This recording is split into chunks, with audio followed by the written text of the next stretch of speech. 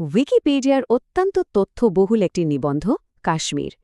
আজ আমরা এই মূল নিবন্ধটির উপর ভিত্তি করে তৈরি করা একটি এক্সপ্লেইনার বা বিশ্লেষণে যুক্ত হচ্ছি। কাশ্মীর এমন একটি অঞ্চল যা নিয়ে আলোচনা আর আগ্রহের কোনো শেষ নেই। তবে আজ কোনো রাজনৈতিক বিতর্কে না গিয়ে সম্পূর্ণ নিরপেক্ষভাবে এবং কেবল তথ্যের ওপর ভর করে এই জটিল ভৌগোলিক অঞ্চলটিকে বোঝার চেষ্টা করা হবে। চলুন একেবারে সরাসরি মূল বিষয়গুলোতে প্রবেশ করি। আজকের এই এক্সপ্লেনারে মূলত 5টি বিষয় কভার করা হবে। প্রথমত, কাশ্মীরের প্রাথমিক পরিচিতি, এরপর এর ভৌগোলিক ও রাজনৈতিক বিভাজন, তৃতীয়ত ঐতিহাসিক সময়রেখা, চতুর্থ অংশে থাকবে জনসংখ্যা ও সংস্কৃতি এবং সবশেষে বর্তমান ভূ-রাজনৈতিক অবস্থা। তো শুরু করা যাক প্রথম পর্ব দিয়ে, কাশ্মীরের পরিচিতি। এনসাইক্লোপিডিয়ার সংজ্ঞা অনুযায়ী কাশ্মীর বলতে ঐতিহাসিকভাবে ভারতীয় উপমহাদেশের একেবারে উত্তরের ভৌগোলিক অঞ্চলটিকে বোঝায়। এই সংজ্ঞাটা কিন্তু বেশ গুরুত্বপূর্ণ, কারণ কাশ্মীর নামটা শুনলেই হয়তো অনেকের মনে বিভিন্ন সীমানার কথা ভেসে ওঠে, কিন্তু ভৌগোলিক আর ঐতিহাসিক দৃষ্টিকোণ থেকে দেখলে এটি মূলত হিমালয় এবং কারাকোরাম পর্বতমালার ঠিক মাঝে অবস্থিত একটি সুপ্রাচীন এবং সুনির্দিষ্ট ভূখণ্ড। এবার আসা যাক দ্বিতীয় পর্বে, ভৌগোলিক ও রাজনৈতিক বিভাজন। বর্তমান বাস্তবতা আসলে কি? বর্তমান সময়ের সবচেয়ে বড় বাস্তবতা হল পুরো কাশ্মীর অঞ্চলটি এখন একক কোনো প্রশাসনের অধীনে নেই, বরং এটি 3টি প্রতিবেশী রাষ্ট্রের মধ্যে বিভক্ত। তথ্য বলছে ভারত এই অঞ্চলের প্রায় 43% এলাকা পরিচালনা করে, অন্যদিকে পাকিস্তান পরিচালনা করছে প্রায় 37% এলাকা, আর বাকি যে 20%-এর মধ্যে এলাকা রয়েছে তা পরিচালিত হচ্ছে চীনের দ্বারা। অর্থাৎ এটি এখন একটি ত্রিরাষ্ট্রীয় ব্যবস্থাপনার অংশ। এই বিভাজনগুলো ঠিক কিভাবে কাজ করছে তা একটু ভেঙে বলা যাক। যেমন ধরুন, ভারতের দিককার প্রশাসনে রয়েছে জম্মু, কাশ্মীর উপত্যকা এবং লাদাখ। আবার পাকিস্তানের প্রশাসনে থাকা অংশগুলো হল আজাদ কাশ্মীর এবং গিলগিট বাল্টিস্তান, আর চীনের প্রশাসনে রয়েছে আকসাই চীন এবং ট্রান্স কারাকোরাম ট্র্যাক্ট। তার মানে দাঁড়ালো, কাশ্মীর মানে শুধু একটি উপত্যকা নয়, বরং এটি অনেকগুলো উপ অঞ্চলের একটা বিশাল সমষ্টি। এবার চলুন তৃতীয় পর্বে যাওয়া যাক, ঐতিহাসিক সময়রেখা। ইতিহাস ঘাটলে কি দেখা যায়? ইতিহাসের পাতা উল্টালে মূলত 4টি বড় যুগ চোখে পড়ে। একদম শুরুতে রয়েছে উপত্যকার প্রাচীন ইতিহাস, যেখানে হিন্দু আর বৌদ্ধ ধর্মের বেশ গভীর প্রভাব ছিল, আর পরে সেখানে ইসলামের প্রসার ঘটে। এরপর আসে ব্রিটিশ ঔপনিবেশিক শাসন।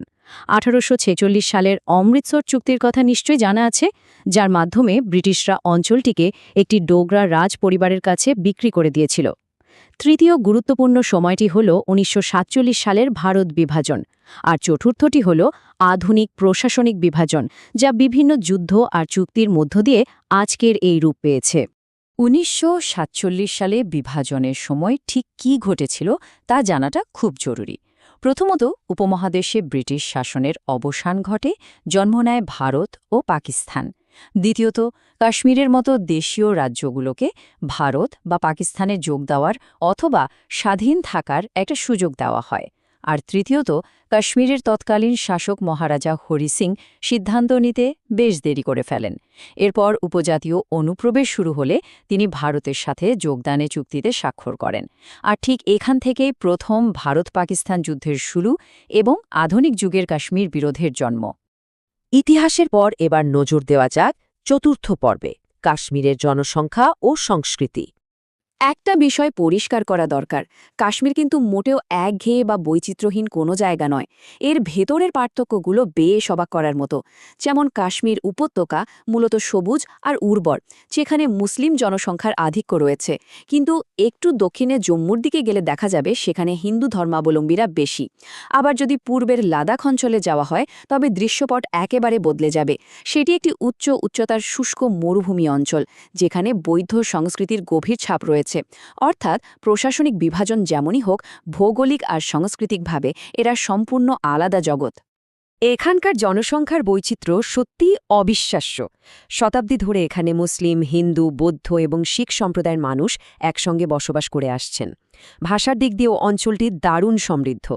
কাশ্মীরি, ডোগরি, উর্দু থেকে শুরু করে লাদাখি এবং আরও অনেক স্থানীয় ভাষা এখানে প্রচলিত। এখানকার খাবার-দাবার, পোশাক, হস্তশিল্প এবং স্থাপত্য সবকিছুতেই এই মিশ্রণের ছাপ স্পষ্ট। আর এই সমৃদ্ধ সাংস্কৃতিক ঐতিহ্যই কাশ্মীরকে পৃথিবীর অন্যতম আকর্ষণীয় একটি স্থানে পরিণত করেছে। এবার আমরা চলে এসেছি আমাদের শেষ পর্বে, বর্তমান ভূ-রাজনৈতিক অবস্থা। দশকের পর দশক পেরিয়ে গেলেও উইকিপিডিয়ার মূল নিবন্ধটি স্পষ্টভাবে জানাচ্ছে যে কাশ্মীর আজও বিশ্বের অন্যতম দীর্ঘস্থায়ী এবং অমীমাংসিত আঞ্চলিক বিরোধের একটি কেন্দ্র। জাতিসংঘ এখানে বহুবার হস্তক্ষেপ করেছে, তৈরি হয়েছে লাইন অফ কন্ট্রোল বা যুদ্ধবিরতি রেখা, এবং চীনের সাথে নির্ধারিত হয়েছে লাইন অফ অ্যাকচুয়াল কন্ট্রোল। কিন্তু তা সত্ত্বেও মূল ভূখণ্ড নিয়ে প্রতিবেশী রাষ্ট্রগুলোর দাবি আজও আগের মতোই রয়ে গেছে। আর এই অমীমাংসিত বাস্তবতা প্রতিদিন এখানকার সাধারণ মানুষের জীবনকে নানাভাবে প্রভাবিত করে চলেছে। ভূগোলের প্রাথমিক সংজ্ঞা থেকে শুরু করে ইতিহাসের পাতা ঘুরে আজকের অমীমাংসিত বাস্তবতা আমরা মূল নিবন্ধের অনেকগুলো দিকই স্পর্শ করলাম। শেষে এসে একটি প্রশ্ন রেখে যাওয়া যাক। ঐতিহাসিকভাবে এত সমৃদ্ধ, সাংস্কৃতিকভাবে এত বৈচিত্র্যময়, অথচ রাজনৈতিকভাবে গভীরভাবে বিভক্ত এই অঞ্চলের ভবিষ্যৎ ভূ-রাজনৈতিক তাৎপর্য আসলে কী হতে পারে? এই প্রশ্নটি নিয়ে ভাবার অবকাশ রইল। আশা করি আজকের এই এক্সপ্লেনারটি মূল নিবন্ধটি আরও বিস্তারিতভাবে পড়তে সবাইকে উৎসাহিত করবে। জানার এই যাত্রা অব্যাহত থাকুক।